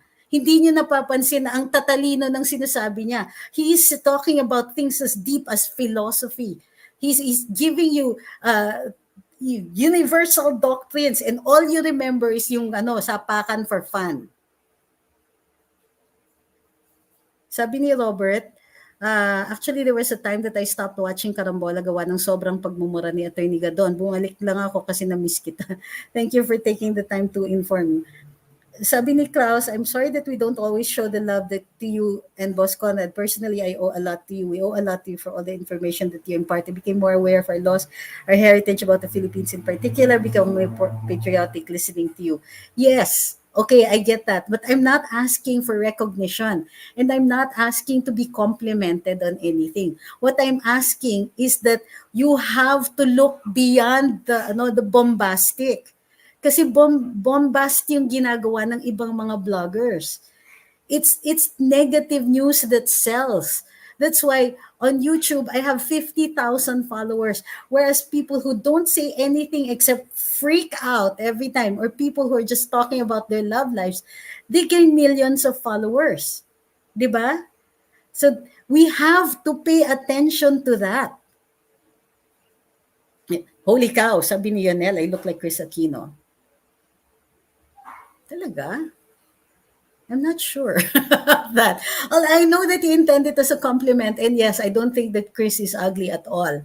In fact, I like her face kasi simple-simple lang yung mukha niya, and it's very elegant. The fact and that's a fact. That's objective reality. So thank you. I'm just a little caught off guard in that one. Atelier says, I'm nobody and my voice might not be heard. There's no such thing as a nobody. But I like the way who and what you are. You might change someday due to neuroplasticity. Neuroplasticity. And yet I would like, grabe. And yet I like how you taught me some things. Hi. Mga nagko-comment sa ABS-CBN, puro dilawan lang naman, kaya puro padridan news na binibigay sa kanila. But ma'am babes, that's true. That's true. Pero, ang dami. Hindi niya ba napapansin? Ang dami. Kasi nga, least common denominator, they're just going for the cheapest, most ridiculous form of entertainment. Even their news is a form of entertainment. Yung Raja voice na ginagamit nila. And then, bright imagery, sexy newscasters, diba? Bright colors, ultra bright colors, and all of that. And then, short, they give the news in a way that you don't learn to need more. You don't, so that when people come along who give you analysis, you get bored. That's because we are being trained by these sorts of entertainment to not appreciate analysis, to not appreciate reading longer. Diba? That's what I'm pointing out here. I'm not asking for praise and I'm not asking for anything. We will give you the alternative anyway because that's just the way we are capable of doing things. Diba? And yet, diba, it will happen. It happens. I see it on YouTube every day on Karambola. It's without, araw-araw yan. Tuesdays and Thursdays when Attorney Larry is there, andyan na si Attorney Larry, the excitement, the buzz, waiting for him to flip. And when he's actually talking about cases and doctrines and important stuff, it goes over their heads and it's so upsetting sometimes, diba? And yet I see people who are extremely intelligent here on my newsfeed talking to me on live and all of that, and I wish that we could raise the level of discussions, pero in order to do that we have to deliver the basic concepts first. That's why nagla-live kami about things like this, diba? Ito, sabi ni George, it took a while for me to get used to PRRD na nagmumura. I did not watch his speaking engagement nor his sonas for the first 4 years of his presidency. Medyo naka-adjust na din ako because I know he's doing his best for the Filipino people. I voted for him and will vote for him again should he run for another national office. Ako din. But of course, diba, I also want him to enjoy his senior years and his grandchildren. Diba nga, attorney, basta maganda, pogi, kahit walang laman ng brain, dinudumog. Kaya mababa reading comprehension ng mga Pinoy kasi ang babaw ng kaligayahan. So, what are we going to do? Now that we recognize it, we know that our politicians are going to be out there saying negative stuff about the president. Kilatisin nyo, yung mga kababawan, expose it, kababawan lang yan. Diba? Kaya yung sinabi ni Congressman Cayetano, hindi na ako pumatol. Why? It's super babaw. There's no intelligence that you're going to get out of it. We already know that. Mga feel angel ang mga tao dito. Gusto nila yung malamya magsalita pero mukhang iwan. I want Attorney Larry. I like also Attorney Trixie. Di baling magmura kasi alam naman nila yung batas. Gusto ko yan. Huwag kang magmura. Tawa ka na lang. I like your tawa, sabi ni Freddy. Okay, ang haba na nito. Ang dami ko kayang napulot kay Attorney Larry, lalo na doon sa mga corruption sa GOCCs and how the 3019 works since he is a corporate lawyer and an administrator of large hospitals. Bonus yung mura. Ma'am Pinay says, apologies for putting you on the spot. It was something that I recalled recently, though you're right, circumstances are different than before. Ay, ma'am, okay lang yung question. I'm not, was I complaining? I'm not complaining. That was actually a good question. Sir Rico says, pare-pareho lang naman ang ABS-CBN, GMA at TV5. Iisa lang ang content nila pagdating sa news nila. Kaya nakakatamad silang panoorin. Wala kang matututunan. Yes, but a lot of people still watch television news. Ha? So don't discount the fact that there are still people who can and who are led by the news as regurgitated or delivered by the TV stations. That's why it's important for us to, to make analysis. Di ba? Sabi ni Jay, okay, now we're talking about my looks. We have resemblance to Chrissy. You look better than her. I saw Chris without makeup during my stint in Game Ka Na Ba? Uy, you were at Game Ka Na Ba? My goodnesses. Kaya naman, I don't think she's aesthetically displeasing. On the contrary. Edith Pronevo says, not true, kaya pina-follow ka namin dahil napaka-informative ang topics na binibigay mo sa amin. Huwag ka magselos. Hindi po ako nagsiselos. Okay. But I want people to, I'm just trying to shake people out of this, this tendency to go for the negative, to go for the least common denominator. Yun nga dun sa Luminous nga lang mas pinatangkilik yung sapakan for fun kaysa yung mga sinasabi ni Attorney Ahmed that requires intense thinking. And yet we have to exercise our brain, di ba? Hindi pwede yung mindless entertainment lang, which is what our major television channels will keep doing because more people go for that. Our obligation for those who have a moderate following like me is to keep giving you something to think about. Diba? Kailangan na yung meron tayong maiisip na hindi natin normally iniisip. Diba? Ito, sabi ni Mama Annalyn, and this is a good one. Alam ko na rebat ko lagi sa mga anti-sus, babaw, and correct. And then leave the conversation. You don't need to engage them kasi alam niyo na babaw talaga. The intention is to make you angry. And then, pag hindi ka makasagot later on, it's going to bother you. Bakit hindi ako makasagot? Hindi ka makasagot kasi hindi kailangan sagutin. Ito, Mark Aguliana says, media, religion, and the school contribute a lot in shaping the minds of the Filipinos. Kaya nakakatakot na sila ay nagsasama-sama para sa mali at baluktot ng paniniwala nila. Disente pero higit na nakamamatay. Pinaglalaruan ng damdamin at sinasamantala ang kamangmangan na marami at kawalan ng kamalayan ng mga Pinoy.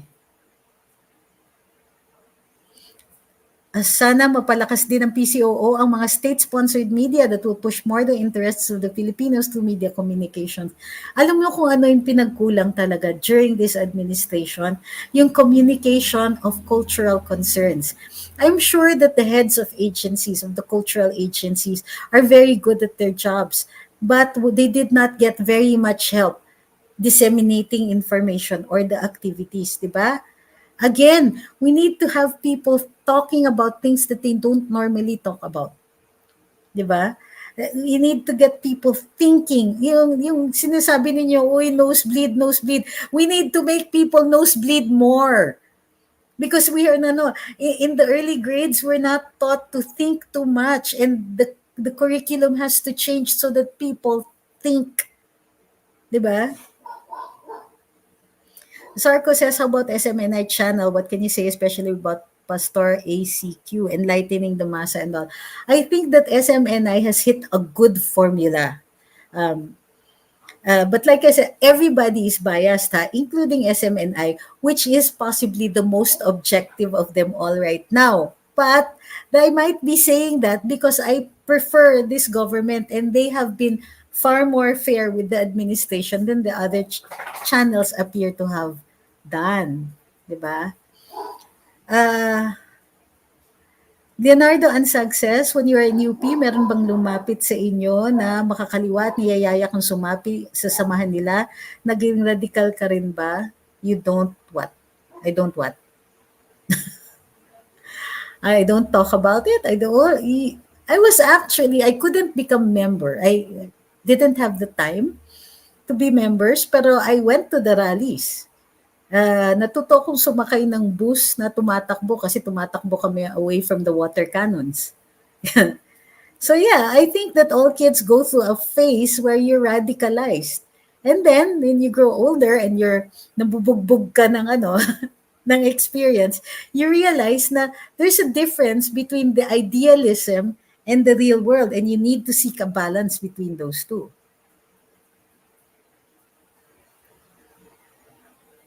Uh, ja, Navoj Paredo Trunks says, ako naman nag-aabang sa mga news sa mainstream media pero need ko rin manood sa social media para ma-neutralize yung mga news na pinalalabas nila to make it balanced para makita kung ano ang totoo. Kentel Rosario says, then please talk more about archaeology and history if mawalan ka na ng topics to discuss in politics. Of course, I'll talk about history and archaeology. I just can't help it.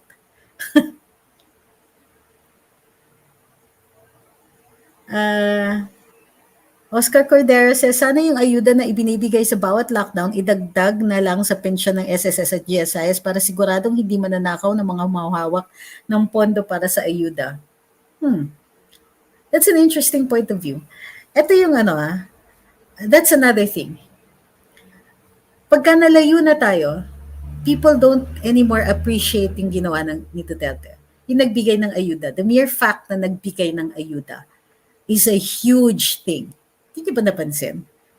Ako actually, hindi ko inakala that they would actually try to do that.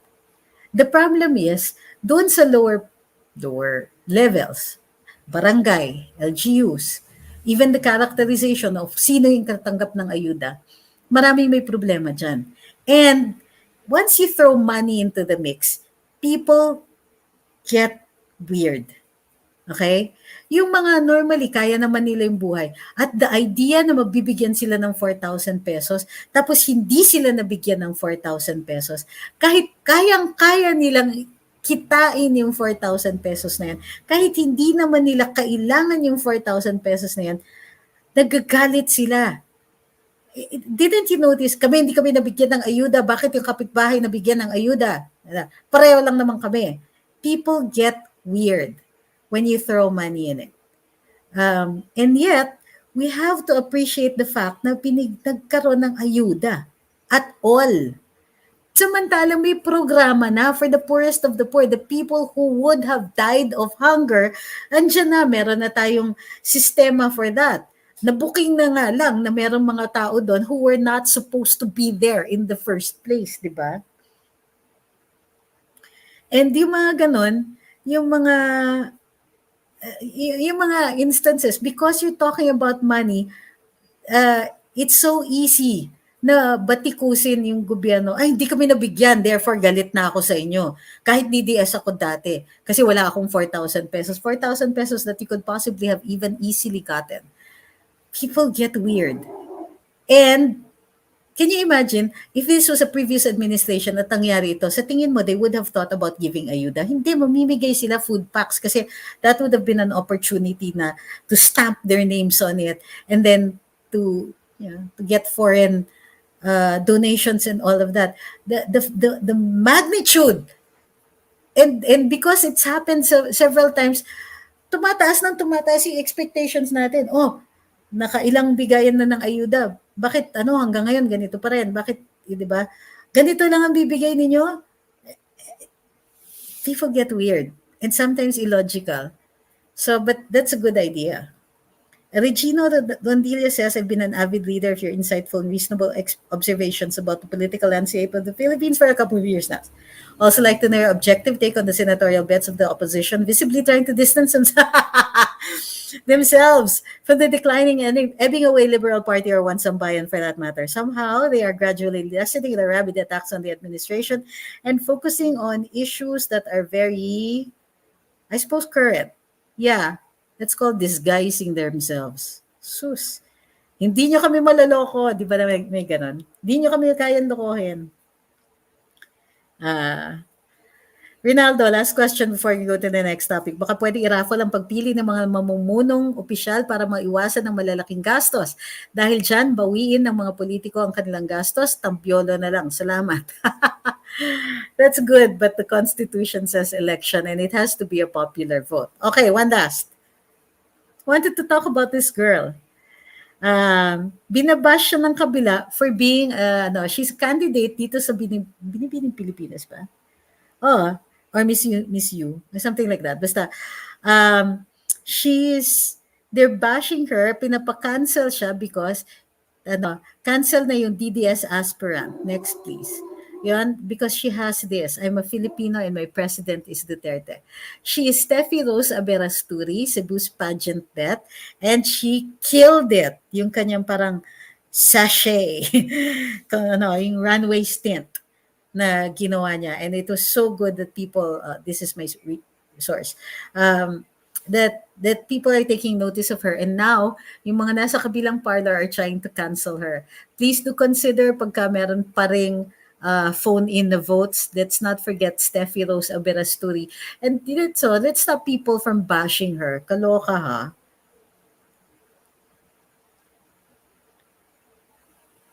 Ito. Classic ito eh. Red Dragon Pot says, paano naman yung mga walang pensyon na dapat mag-benefit sa ayuda? You were supposed to benefit from the ayuda. Pero ganito po yun. Priority were the 4Ps. These people, without the ayuda, would die of hunger because they not only cannot go out, but these people are hand-to-mouth existence. As in, kahig tuka, literal. That was the idea of having the 4Ps. Target nyo itong mga taong ito at bibigyan ninyo so that they can eventually break out of poverty. Now, yung ayuda was supposed to be targeted for them and other people who would otherwise die of hunger. Ngayon, this is not something that we are entitled to. Okay? This is a life-saving measure for those who would otherwise not get to eat at all during the lockdowns. Okay? Plus, this is a support. It's not intended to feed that person every day. It's supplemental because the government cannot afford to feed everybody who needs it for that period of time during the lockdown. So take note of what I'm saying of the limitations. The limitations of the government's capability to identify every single person who will do that. So they need to rely on existent programs and recommendations of local government officials, particularly the barangay, who are supposed to know their constituents.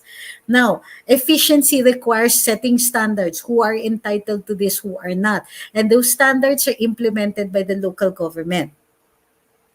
Not everyone is going to be entitled to this. That's why there are things, for instance, like visual determination. Malaki bahay. Entonces, the presumption is that you are not entitled because you can afford these kinds of living conditions. Okay?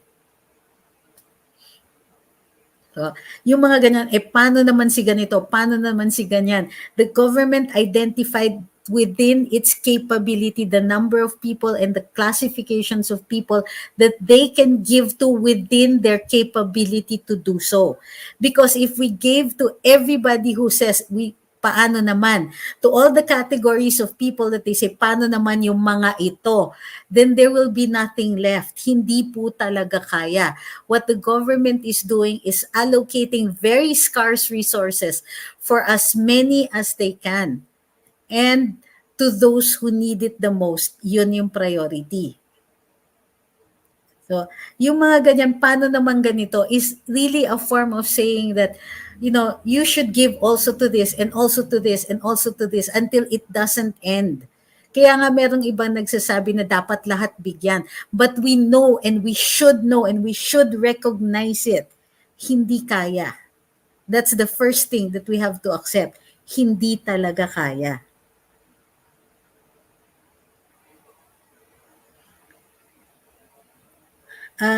Pwede po ba tanggalan ng pondo ang mga makabayan block? No, because they're duly elected. Ay sama na rin natin kawatang senador? No, duly elected. Ganito po yun, di ba? No person may be deprived of life, liberty, or property without due process of law. Property position is kind of like a property or a position, kind of like a property, pero you can only be removed from your office sa due process. Ano yung due process? They have to have done something wrong. Hindi nga natin mapaproscribe pa yung mga declared terrorist groups. Tapos gusto niya nang tanggalin sa pwesto itong mga to. You have to be fair. Okay? Tandaan niyo po yan. Fairness is the first requirement of first obligation on our part. So due process means that you have to give them a fair trial. You get to give them a fair trial if there is something that they have done. What is the wrong that they did? And where is it penalized in the law? If no law says that what they're doing is a crime, being associated with these people is a crime, then we cannot punish them and we cannot remove them from office. Okay? It would be chaotic if, kunwari, nagpa-picture ako sa tabi ng isang NPA, di ko alam na NPA yan. Would you want me to go to jail for that? Di ba? Due process requires more than mere association. Yun yung problema, is that the Constitution is specific. There is no such thing as guilt by association.